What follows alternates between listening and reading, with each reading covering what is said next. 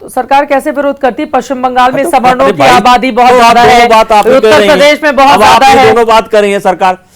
अगर सरकार के पास चारा क्या था? कोई ऑप्शन ही वही बचा नहीं था। अब हो जाए तो सरकार के पास क्या चारा था, ना हो जाए तो सरकार तो अपने वोटरों के साथ बीजेपी ने ऐसा क्यों किया? जरा इसके बारे में बताइए आप नेताजी। ऐसा है, हाँ, क्या ओबीसी भारतीय जनता पार्टी का वोटर नहीं है? क्या दलित वोटर नहीं है?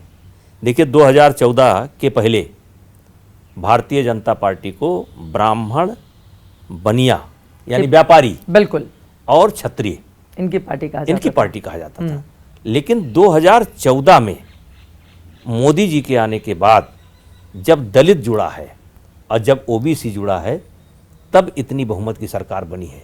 नहीं, हमारे देश के अंदर ये चर्चा होने लगी थी कि किसी की पूर्ण बहुमत की सरकार नहीं बनेगी। आप देखिए 89 के बाद से लेकर के 2014 तक किसी की पूर्ण बहुमत की सरकार नहीं बनी। कहिए तो मैं एक एक नाम गिना दूं, लेकिन बड़ा समय लगेगा। और जाकर के 14 में बनती है।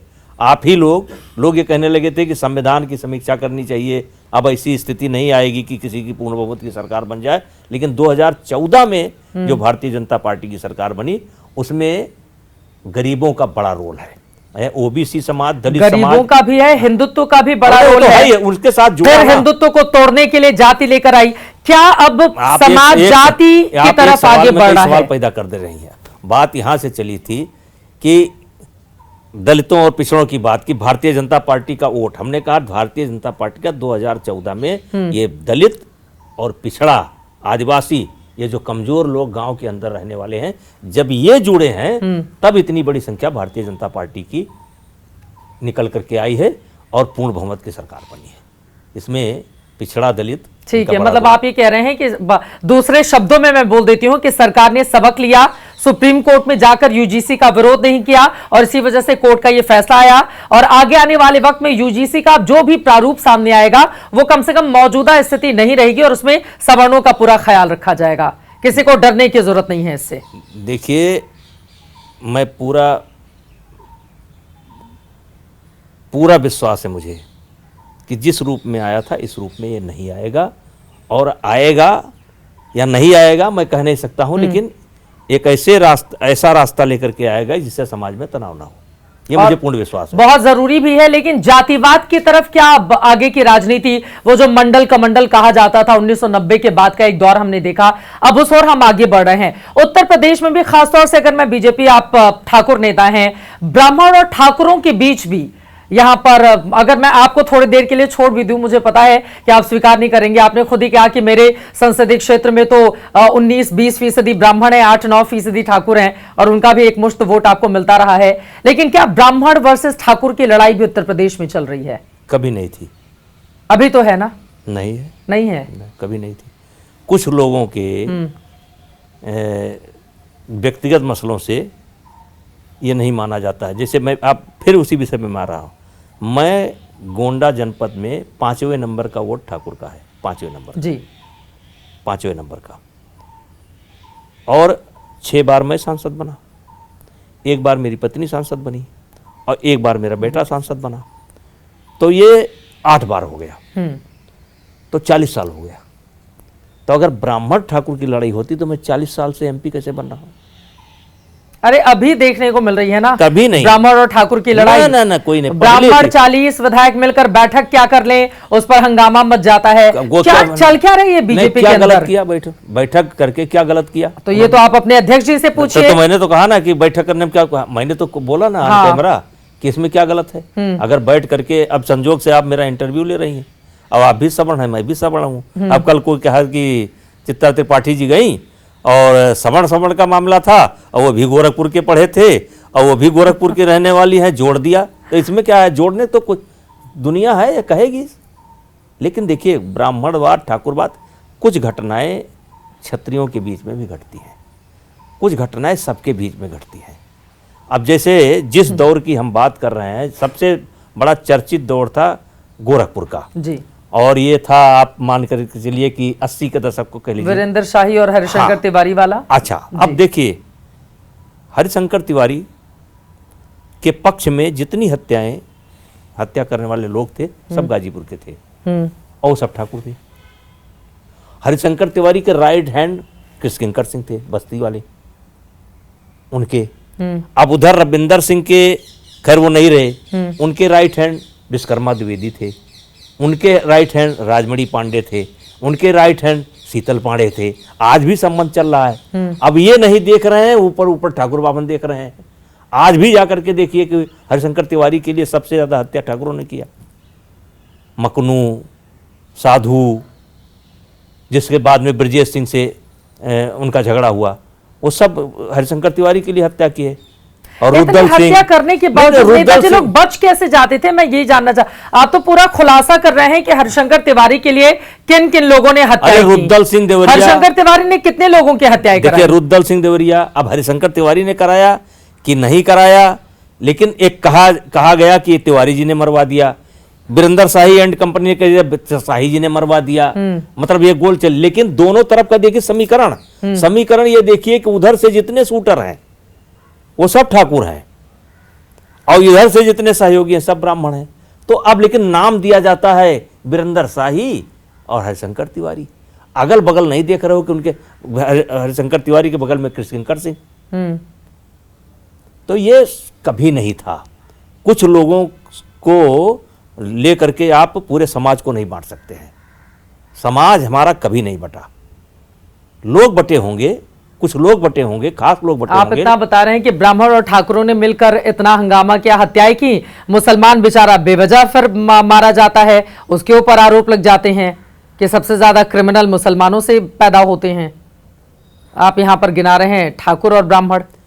गिनाने बैठेंगे तो बड़ा समय लग जाएगा, हम सबका गिना सकते हैं। लेकिन यहाँ पर एक बात चली थी कि ठाकुर ब्राह्मण के बीच में संघर्ष, तो मैं बताता हूँ 80 के दशक में भी दोनों पक्ष में दोनों जात के लोग थे। तो अभी आप कह रहे हैं कि कोई संघर्ष नहीं है? कोई संघर्ष नहीं। अभी कुछ लोगों के संघर्ष को आप समाज का संघर्ष कैसे बना सकते हैं?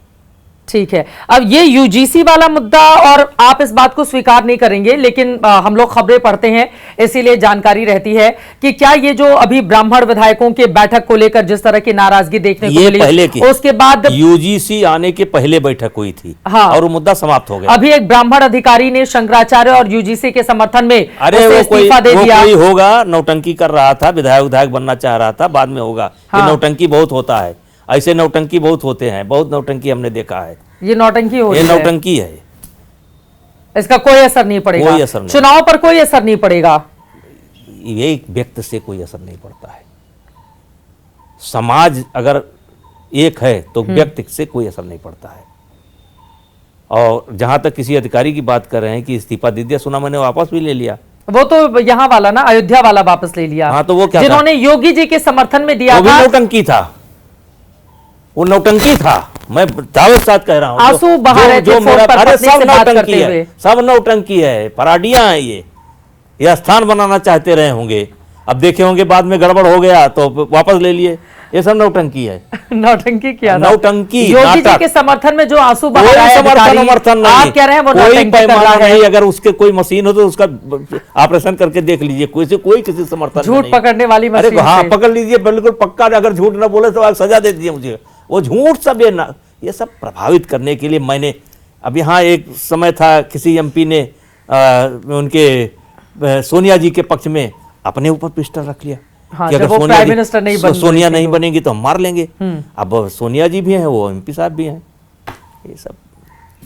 और इधर अलंकार जो ब्राह्मण हैं उन्होंने इस्तीफा दिया, वो भी नौटंकी कर रहे हैं। देखिए, मैं जो कहना था वो कह दिया, बार बार कहने की जरूरत नहीं है। यूपी का चुनाव किन मुद्दों पर होगा? अब बहुत कम वक्त बाकी रह गया है, और अब खासतौर से उत्तर प्रदेश के 2017 और 22 के मैं आंकड़ों का अगर जिक्र करूं तो उत्तर प्रदेश में बीजेपी का जो स्ट्राइक रेट आता है पूर्वांचल जाते जाते वो कम हो जाता है। इसके पीछे की क्या वजह मानते हैं आप? लोगों का इतना दबदबा है, प्रधानमंत्री बनारस से लड़ते हैं, योगी जी गोरखपुर से आते हैं, उसके बावजूद पूर्वांचल में उत्तर प्रदेश के बाकी हिस्सों के मुकाबले कमजोर स्थिति क्यों है भारतीय जनता पार्टी की? देखिए, इस पर मैं ना बोलूं तो ज्यादा अच्छा है। आप कब से डरने लगे? नहीं, हम बहुत डरते हैं। किससे? सबसे। क्यों डरते हैं?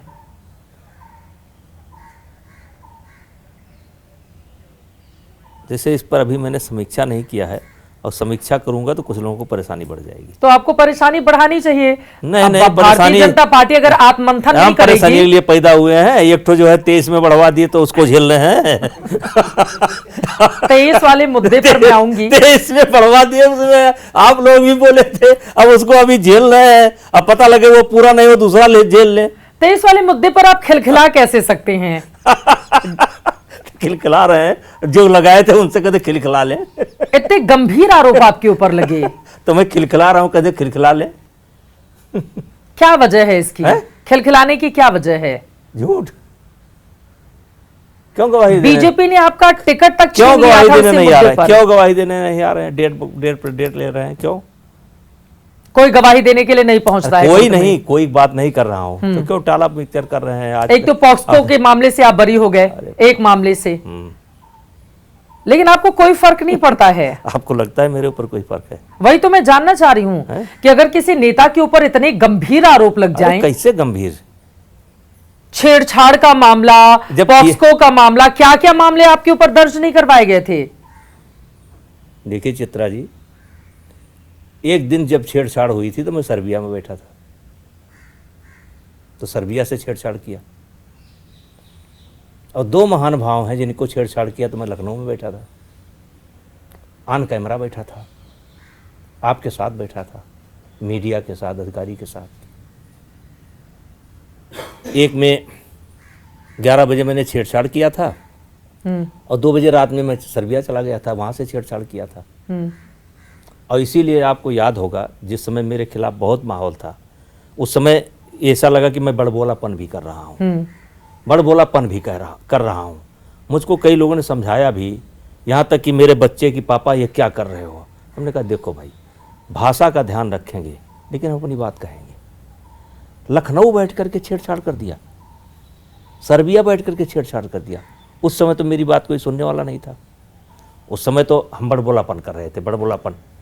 लेकिन हमें तो, हम आपको नहीं जानते, हम अपने आप को तो जानते हैं। हम इनको नहीं जानते, इनको नहीं जानते, हम अपने आप को तो जानते हैं। और उस समय मैंने कई बातें कही थी। तो अगर आपके ऊपर झूठे आरोप लगाए गए, मानहानि का मुकदमा क्यों नहीं कर दिया आपने?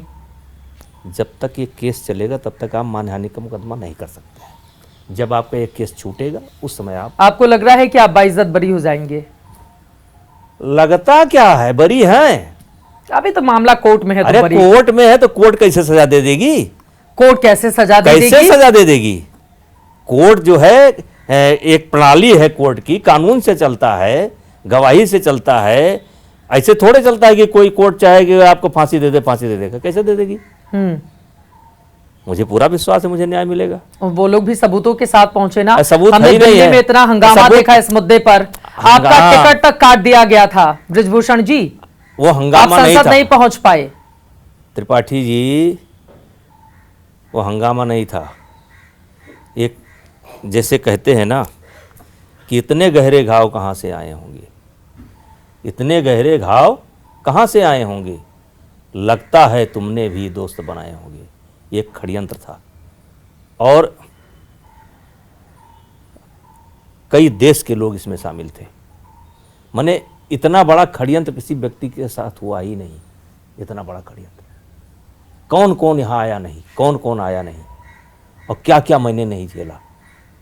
इतना बड़ा खालिस्तान कहाँ, कनाडा कहाँ, यूएस कहाँ, किसान कहाँ, ममता दीदी भी बेचारी कैंडल मार्च निकाली। लेकिन वो तो बेटियां थी ना, वो जिन्होंने हिंदुस्तान का मान बढ़ाया, वो पाकिस्तान आपको लेकर उस मान बढ़ाने में हमारा हाथ नहीं है।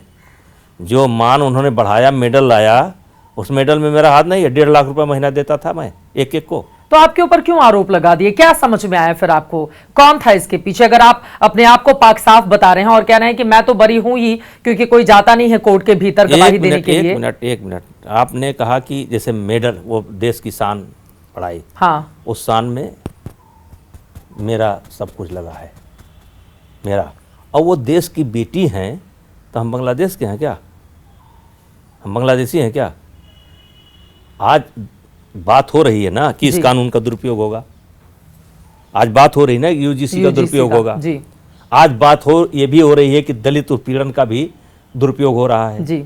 यौन उत्पीड़न का भी हो रहा है, दहेज का भी हो रहा है। 100% हम नहीं कहते कि जितने किए जा रहे हैं सब गलत के गलत हैं, लेकिन हाँ ये सत्य है कि इन तीनों धाराओं का दुरुपयोग हो रहा है। कौन करवा रहा था आपके खिलाफ फिर? अरे कानून है, बना है तो करेगा। कानून बना, पहले सुनिए तो कानून बना तो करेगा। वही इन लोगों ने किया। बड़े बड़े वकील बैठे, बड़े बड़े नेता बैठे, लड़की कौन देगा, पैसा कौन देगा, बैठ करके तय किया। बड़े बड़े वकीलों ने ड्राफ्ट किया कि क्या मुकदमा लगाया जाए, क्या केस लगाया जाए। अब चूंकि कोर्ट की कुछ बंदिश है, कुछ बंदिश है कोर्ट की कि हम इस पर बहुत नहीं बोल सकते हैं, ठीक है। लेकिन जो तथ्य आए हैं, हाँ। कभी निकल करके आएंगे तो आप देखेंगे कि इतने कितने लोग थे। लेकिन आपको ऐसा लग रहा है कि जब आपको बरी कर दिया जाएगा फिर आप मानहानि का मुकदमा जरूर दायर करेंगे? अब ये इस मामले को छोड़ देना चाहेंगे? देखिए, अब मेरा स्वभाव जितना कड़ा लोग समझते हैं उतना कड़ा है नहीं। अब विश्वास करिए, जिसने गोली मारा मैंने उसको माफ किया। अगर झूठ निकल जाए तो जो सजा आप मुकर्रर करें, गोली मारने वाला भी जिंदा है। जिसने चाकू मारा उसको भी मैंने समय के साथ माफ किया। समय क्या कराता है देखा जाएगा, अभी से क्या कहा जाए। लेकिन उधर वाले तो मानने को तैयार नहीं है ना। और अभी विनेश फोगाट ने ऐलान किया है, उन्होंने पहले तो संन्यास ले लिया था, फिर उन्होंने कहा कि वो आगामी जो ओलंपिक है उसके लिए तैयारी करेंगी, वो वापसी कर रही हैं। बेईमानी करके गई थी, वही बेईमानी भगवान ने उसके साथ कर दिया। फाइनल तक पहुंची ना। रुक जाइए, यही तो आप लोग देखते नहीं हैं। ट्रायल जिस समय हो रहा था उस समय उसका 2 किलो वजन ज्यादा था। और अगर आप कानूनी बात करते हैं तो उस दिन उसने 50 किलो वेट कैटेगरी में भी ट्रायल दिया था। उस दिन उसने 50 किलो वेट कैटेगरी में भी ट्रायल दिया था और 53 किलो वेट कैटेगरी में ट्रायल दिया था। चित्रा त्रिपाठी जी, संसार में कोई ऐसा नियम ही नहीं है कुश्ती का कि एक दिन के अंदर आप 2 वेट कैटेगरी में ट्रायल दें, ये नियम ही नहीं है। लेकिन उसने धमका करके सबको, क्योंकि हम लोग उस समय बाहर थे, उसने धमका करके खेल मंत्रालय को ब्लैकमेल करके 50 किलो का भी ट्रायल दिया और 53 किलो का भी ट्रायल दिया। 50 किलो में जब वो हार गई तो 6-7 घंटा रेस्ट करने के बाद उसने जो है 53 किलो में ट्रायल दिया। और उस समय उसका वजन 50 नहीं था, उसका वजन 52-53 था। गलत ढंग से वो गई थी, गलत ढंग से। मेरा आरोप है उस समय के खेल मंत्रालय के अधिकारियों ने सब चीज़ों को नजरअंदाज करके उसको भेजा था और वही सजा उसको मिली। मतलब आप ये कह रहे हैं कि फाइनल तक पहुंचकर अगर उनको हार का सामना करना पड़ा अपने वजन की वजह से, क्योंकि उन्होंने पहले ही बेईमानी की हुई थी, इस वजह से भगवान ने सजा दिया। आप ये कहना चाह रहे हैं? 2 किलो उसको 50 किलो जब लड़ने के लिए 50 किलो वजन दिखाना चाहिए था, तो उसने 50 किलो वजन नहीं दिखाया था। उसने 53 में लड़ने के लिए 42 दिखाया हुआ, 43 दिखाया होगा और उसी पर वो लड़ी और वही जाकर के अटक गया। ये वजन तोड़ना इतना आसान नहीं, और तोड़ती तो गड़बड़ हो जाता। लेकिन फाइनल तक पहुंची, इस बात से कैसे आप इनकार करेंगे? पूरा देश खुश भी हो रहा था कि वो मेडल, गोल्ड मेडल जीत कर आएंगे ओलंपिक का। सुनिए, विनेश फोगाट हर बार ओलंपिक की प्रबल दावेदार थी, हर बार 3 बार से वर्ल्ड रैंकिंग में उसका प्रथम रहता था, सेकंड रहता था। मैंने 3 साल उसका बेस्ट चलता था। और मेरे यहाँ जब हम लोग जाते थे कैंप में, कोच या हिंदुस्तान की जनता या खेल के जो लोग हैं वो सब पहले कहते थे कि विनेश फोगाट का मेडल आएगा। हम भी कहते थे किसी का आए या ना आए, लेकिन विनेश फोगाट का आया था। लेकिन अब क्यों ऐसा हुआ, वो तमाम बातें हैं। तो अभी आप शुभकामनाएं देंगे आगे के लिए? नहीं देंगे? नहीं, हम तो बिल्कुल नहीं देंगे। ना बेईमानी करेगी आकर के, फिर किसी लड़की का हक मारेगी। वो कहाँ फिट है लड़ने के लिए? वो किसी गरीब का हक मारेगी? हरियाणा के बच्चे अच्छे हैं। मतलब आप कह रहे हैं किसी और को मौका देना चाहिए? नहीं, हमको क्या मौका, वो तो लड़ करके आएगी, उसको मौका मिलेगा तो कोई वो तो है नहीं, वो आएगी तो आएगी मतलब। लेकिन वो अब मैं आ जाती हूँ एक बिल्कुल पर्सनल ये सवाल है। आप इतने कॉन्फिडेंस के साथ आज बात करते हुए नजर आ रहे हैं। यकीनन ये दौर जब शुरू हुआ होगा तो उस समय आपकी राजनीति भी थी, उस पर भी खतरा था, सामाजिक रूप से भी अगर लड़कियों की ओर से इस तरह के आरोप लगा दिए जाएं, वो भी देश की जो इतनी सम्मानित खिलाड़ी हो, तो वो जो समय था वो ब्रजभूषण जी के लिए कैसे गुजरा?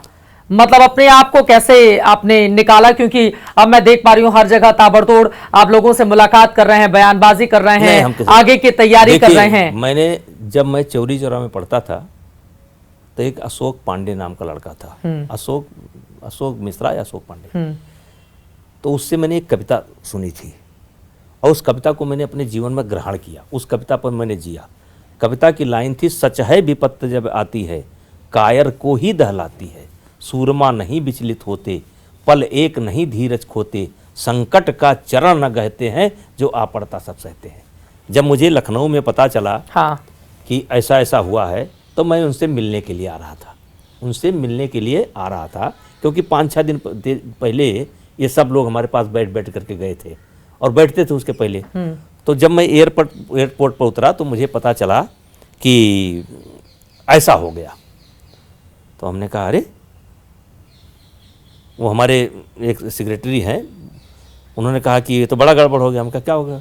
कहा कि विनेश फोगाट ने यौन उत्पीड़न का आरोप लगाया था। हम कहा अरे यौन उत्पीड़न, ये कैसे? तो दूसरा शब्द मेरा निकला कि मैं आ रहा हूँ। आप आ रहे हैं? हाँ भाई मैं आ रहा हूँ। अरे यहाँ बहुत मीडिया वाले हैं। अरे भैया तो हम कहा मीडिया वाले से तो मिलना जरूरी है, मैं आ रहा हूँ। और मैं आया और मेरे मुंह में माइक खोस दिया गया, मतलब इतना ज़्यादा बेइज्जत किया गया, मैं इतना ज़्यादा बेइज्जत किया गया, मतलब जो नहीं होना चाहिए वो। आपके ऊपर आरोप भी गंभीर थे ना? लेकिन मैंने कहा कि और अभी आप उससे निकले भी नहीं। मैंने अरे यार फिर कह रहे हैं निकले नहीं। अब फिर आप वही पता नहीं क्या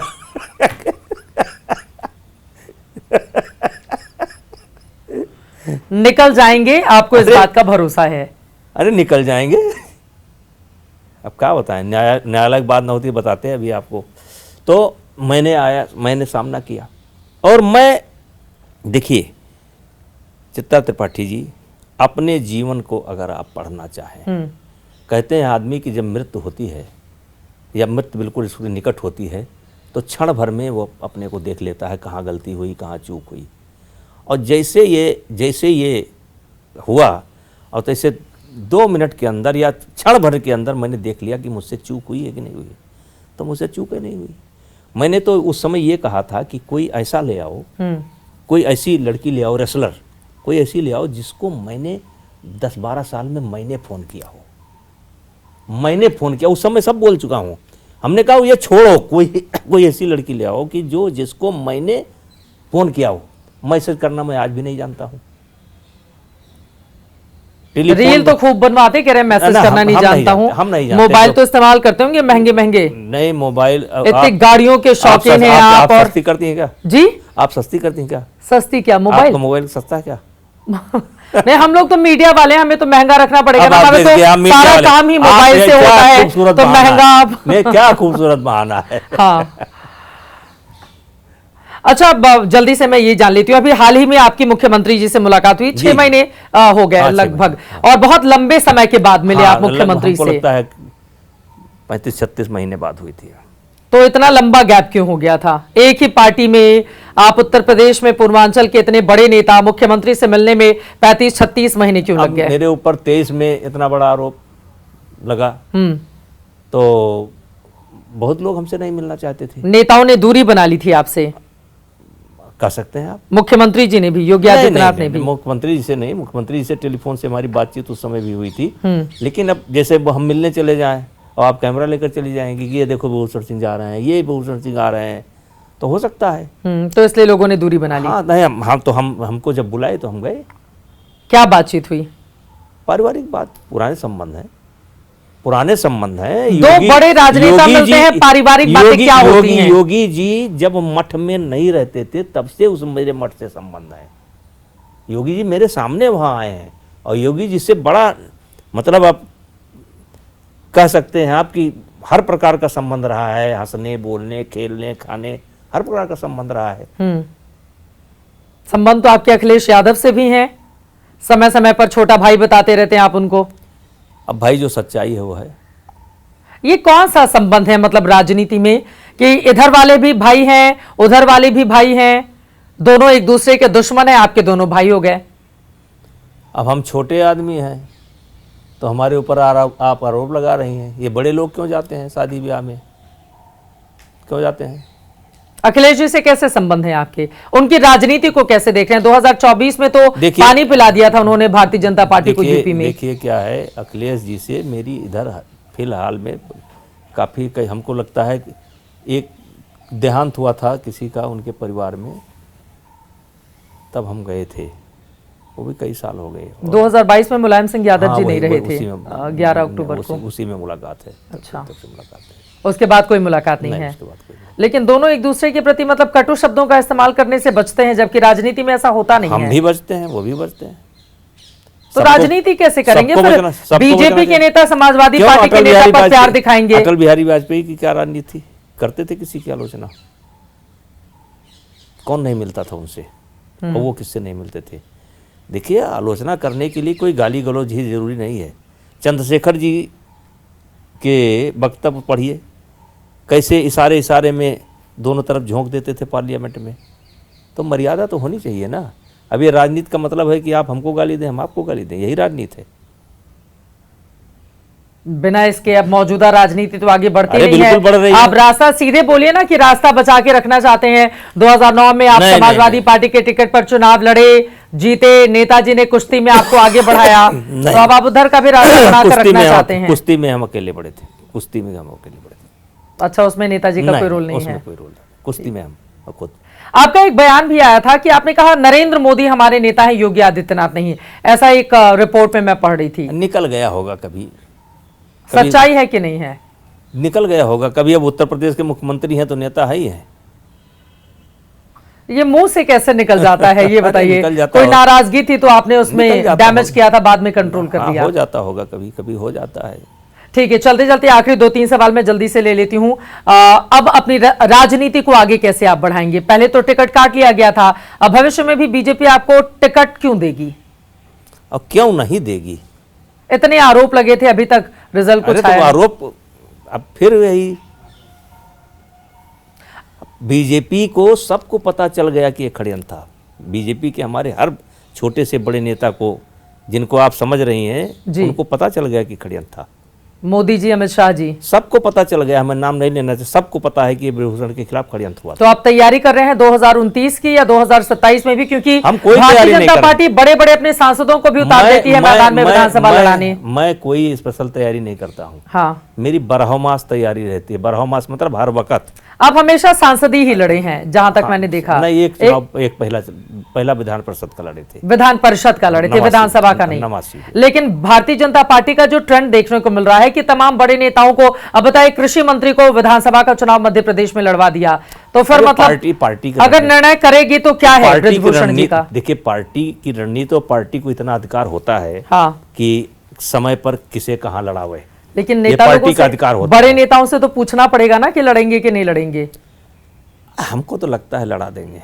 2027 में चुनाव आप लड़ेंगे? नहीं, 27 में हम नहीं, सीधे 29 में लड़ेंगे। हाँ, सांसदी अब देखिए, सांसदी भी उसका कारण है। मैं 6 बार सांसद बना, 1 बार पत्नी बनी, बेटा बना। बिल्कुल ठीक है। क्योंकि सांसदी मेरी षड्यंत्र के तहत ली गई है। एक षड्यंत्र हुआ जिसमें मुझे ये जाना पड़ा, और मेरे क्षेत्र की जनता चाहती है कि एक बार नेताजी जाएं। मुझे नेताजी कहते हैं संजोग से, बहुत पहले से, 80 से। तो लोगों को है कि जाना चाहिए। हमको भी लगता है कि जिस पार्लियामेंट से मैं एक तरीके से रोते हुए निकला, एक बार उसको प्रणाम करूं चल करके कि भाई। तो 29 की तैयारी अभी से की जा रही है? तैयारी हमारी बरहमास की है, अभी से तैयारी की। हम जो करते हैं रोज तैयारी है, रोज हम जनता के बीच में रहते हैं, हमारा हर काम तैयारी है। तो अभी बड़ा मलाल रहता होगा जब संसद का सत्र चल रहा होता होगा, तो फिर आपको घर में बैठना पड़ता है या बाकी कार्यक्रमों में? नहीं, इसका मलाल नहीं। मैं अपने आप को बहुत बिजी रखता हूँ। बिजी रखते? बहुत बिजी रखते हैं हम, खाली नहीं है। और इससे अच्छा काम कर रहा हूँ, इससे अच्छा कर रहा हूँ। मतलब ये यहाँ रह करके उतना अच्छा काम।